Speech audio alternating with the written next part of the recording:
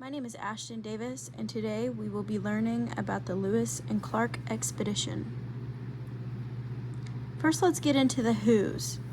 First, let's learn about Meriwether Lewis. He was born August 18, 1774 in Virginia. He was captain in the military and served with William Clark. He was a personal secretary to President Thomas Jefferson. When Jefferson decided he wanted to explore the Louisiana Purchase, he had Lewis learn from leading botanists, physicians, scientists of the time before sending him on the expedition, and he later became the governor of the Louisiana Territory. This is the background picture that I used for this slide. It's a good picture of of Lewis, who actually did look a lot like Clark. Now let's learn about William Clark. He was born August 1st, 1770 in Virginia. His brother was originally offered the expedition by Thomas Jefferson, but he declined. Lewis then personally requested William Clark to go on the expedition with him. Clark was Lewis's commanding officer in the military, and he later became the governor of the Missouri territories. This is the background picture that I used for him. Now let's learn about the Corps of Discovery. Among these people were diplomats, scientists, navigators, and physicians. The diplomats were taken to create peace and communicate with the Native Americans that they would encounter. The scientists were brought to document discoveries. The botanists were brought to document and identify the plants and animals they would come across, and navigators were brought to document the land and make new maps of the area. And this is a picture of the Corps of Discovery. Actually, it's a little zoomed out. Back here you can see some of the men. Up there is Lewis and Clark. Who was Sacagawea? She was from the Shoshone tribe and was believed to be 16 or 17 years old when she discovered Lewis and Clark in the Rocky Mountains. She traveled with her husband and a baby on her back as she attempted to lead them to the Pacific Ocean. She helped them find food and even gave some of the men horses to help them travel through what would be present-day Oregon.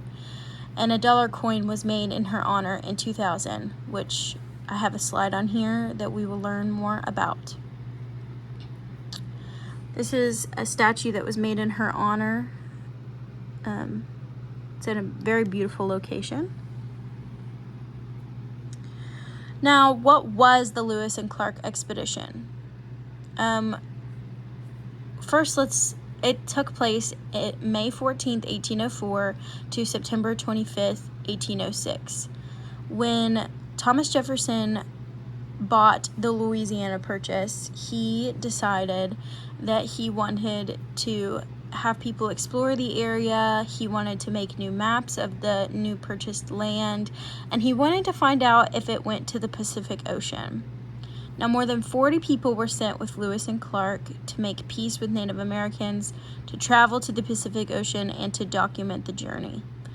Clark also brought along a slave on this journey named York for his hunting skills and his good relationships with Native Americans. And Clark actually later freed York for helping them complete the expedition. This is the picture that I used. That's Sacagawea, and I believe that is Clark. Now let's get into the when and wheres. So we know it took place from 1804 to 1806. They left from Fort Clatsop in St. Louis in May of 1804 and traveled by keelboat down the Missouri River in an attempt to get to the Pacific Ocean. They would travel through 10 present-day states on their journey.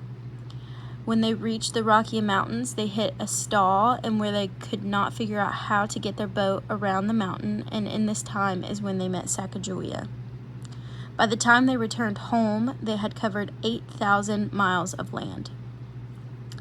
Now this is Fort Clatsop in St. Louis. This is what it would have looked like around the time they left.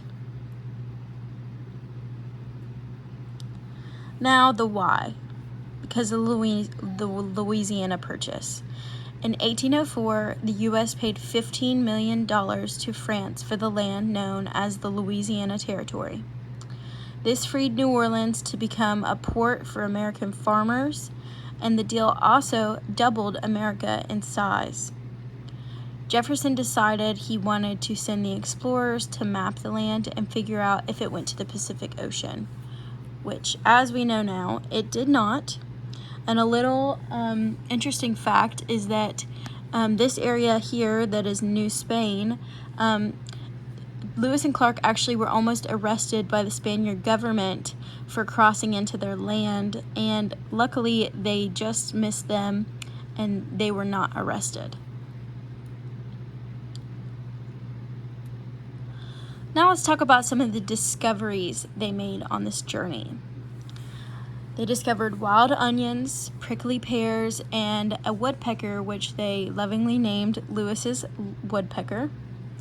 They discovered prairie dogs, grizzly bears, bighorn sheep, magpies, and pronghorn antelopes.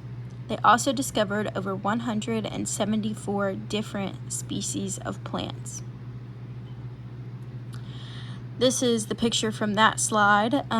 It is a picture from Lewis's journal that he carried with him for the entire trip and attempted to write in every day. Now, there is long periods of time when Lewis did not write, and nobody really knows why.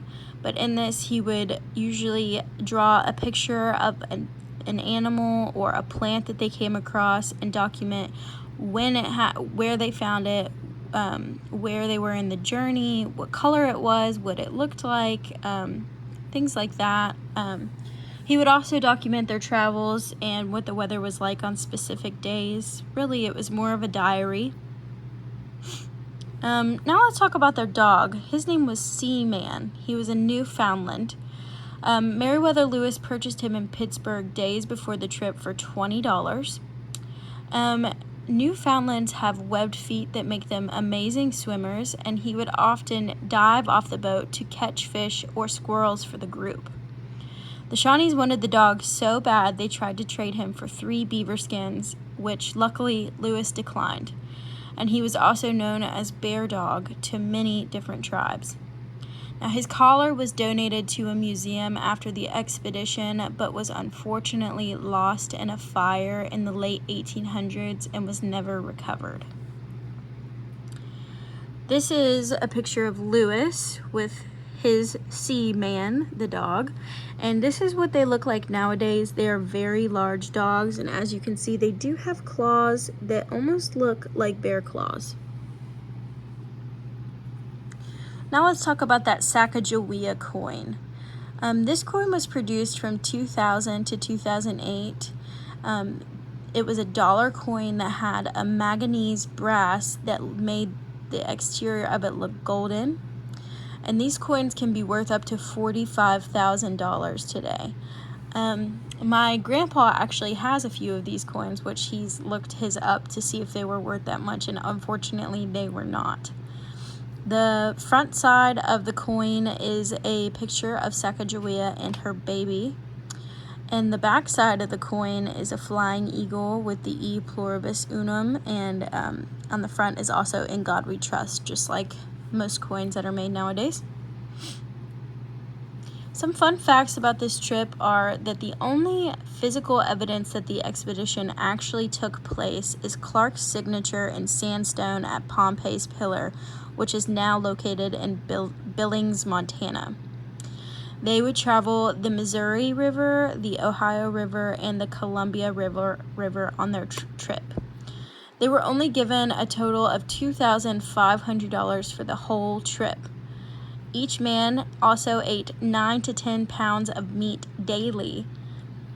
The Louisiana Purchase was 825,000 square miles of land, and when they decided it was time to go home, that trip only took 6 months. Another fun fact is that by the time they returned home, Thomas Jefferson had assumed that they had all died. He was not expecting them to come back. It had taken them so much longer than they thought it would. Another thing that isn't listed here is that Lewis actually offered to take Sacagawea's baby home and raise it as his own after the trip was over, which Sacagawea declined. This picture is the signature Clark left in the sandstone at Pompey's Pillar, and that was dated July 25th, 1806. I'm not sure if you can make that out.